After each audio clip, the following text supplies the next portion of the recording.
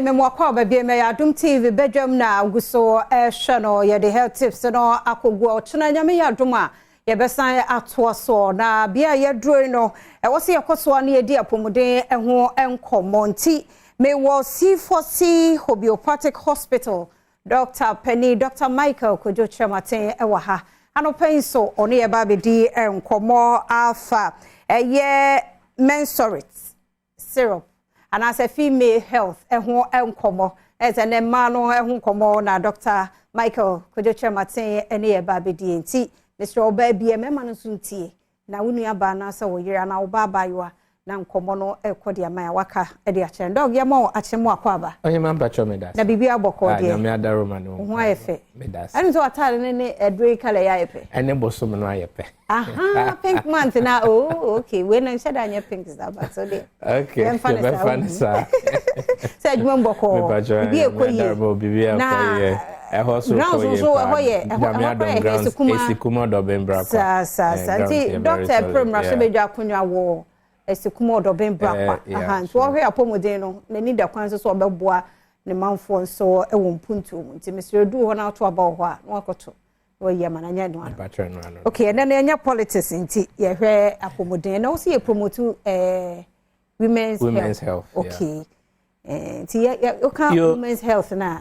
me da say ma memfa nchiama ahwefo ina and ni teacher one ogusu eje ayarehwe ewo C4C ayaresabia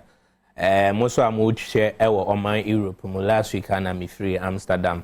bedu Ghana nti moso a moje ayarehwe ina no ye mamo moina inshira Adom na no krasem ni say ye de bosum October nesi ho as a month for breast cancer awareness na meka say cancer cells no ewo obi biara ho na nde ye hwe emba titru cells no ewo emma ho na unim say se udi kosua baako every day wo add 20% of cholesterol e de kan woni padua no ho me ba cho unim udi one yolk of egg yolk no pe me patwane at the 20% cholesterol at the can na nipedua no ehia about 100% every day inti brebo no make 80% from inuane ahodu ayedi na kosua no nko so amount 20% inti bia sa wokwa yarsa bia so wenya bad cholesterol anasa cholesterol no ewo high na production of cholesterol no necessary ema nipedua no so but say eboro so a na de how abre nipedua no na there's one particular hormone eno na ema oba bia ye oba ye beka say estrogen the female androgen hormone into your ba na say water yare o your ba na chese like utumu say regardless between infertility, issues of infections, issues as breast cancer, bia na wonufumu ye wo ya anampo se bia ubu unsa otati pains near the every female oba bia no your control system no wo female androgen hormones no neno na nyame adaro ma C4C yetumu adomu esuko de enuro ahodoɔ European based homeopathic drugs and de formulate menstruate syrup into Osha FDA to management of women's health. Internet there oyo bankwa de woya kola oyo penu as I say part and parcel of your life. Na uba we no enye se bia okaso bia doctor me hia modro ni be o so well customized C4C ube una C4C logo C4C pharmacy then ewo ho internet say only the C4C ayarsabia ewo branches of mine Ghana ha any of mine Europe no ubenya menstruate syrup na menstruate syrup na ye design aba no you don't necessarily need to be sick. Say we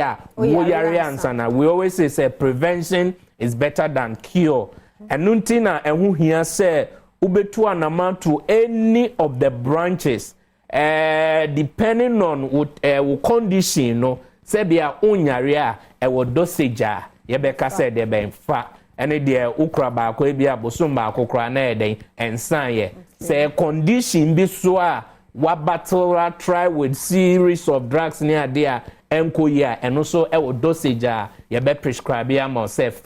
na eno na ye de boa ye maamenom ye de boa ye nuanom ma say oba de bia no ubegina wonan. So I think it was somewhere 3 or 4 weeks ago now sister be friend was like, oh doc, I just say me no men san sana me to me ni mirror aye bribi say one no men san untumi nya atenka, and she's been on this for 7 solid years. Wow. I just sensa and sana we to me aye etumi aye bibi nyame adaro ma me recommend aye menstrual syrup ema no me no ka say issues of and yes be we giant sanokra, but the level of addiction also reduce na we are 600 CD on the market 600 CD, but over a C4C IR sabia Rebecca say nana pay e be a first 50 callers mobile friend ye be ma be about 4 specific code na sa code no the ba hospital ubenya 50% discount. And instead of 600 you have it at 300 CD. Sena meka no oyo banko ade a purposely for female. Unya wo any hospital in Ghana aside C4C, a C4C customized homeopathic drug. And I say be a homeopathic drug in Tibia, ubenya bi wo any other homeopathy e Ghana for India, Europe, ubetumi enya bi wo any pharmacy. But Ghana I just say C4C and I am Yankopon Adom yetumi aye hu adwuma ediaba. Wow. And Miss Rowe 600 to 300 try ne free numbers and I will screen now say na nya sa 50% discount to no ebi na into me wow. Say waka. But aside that no I will purposely for man or dear conditions be me C4C amodemaye. O say na me kan liver insem me san kan cholesterol insem nini ano yame adaroma ya customize various drugs. You will liver tonic, you will cholesterol drops. Into normally no oba na se share o condition no you may not necessarily need say bia a drug ba kope necessary demo ebia about 2 or 3 drugs na ya kan abomu a specialized hospital for yare chronic. Once a we yare no what try because say chronic ailment abro bosomo miensa woni yare na atena for more than 3 months, a year, 2 years, 3 years near there wa battle try nrobi anye no regardless the yare ya diagnose say bia say na ye no ubepie mu nko a e wo C4C ayaresa bia ye beje wo so Ghana ye wo Adenta SDA junction and Adenta SDA junction so na wo ba the whole of central region ye wo Cape Coast ye wo Green Hill, Cape Coast. So ena ye wo Aguna Swedru into ben Aguna Swedru ubenya C4C e wo Swesbu Road. So na oba Esikumo Doben Brakwa ye wo Aguna Odoben. Western region so ye wo Takra de Fejai Maize Port. So ena oba Ashanti region so ye wo Kumase ejuso kwamo uwe busheni bi anase o hweso o man Europe any part of Europe ni see ano oba o man Germany mu a ye wo Oberhausen so ena oba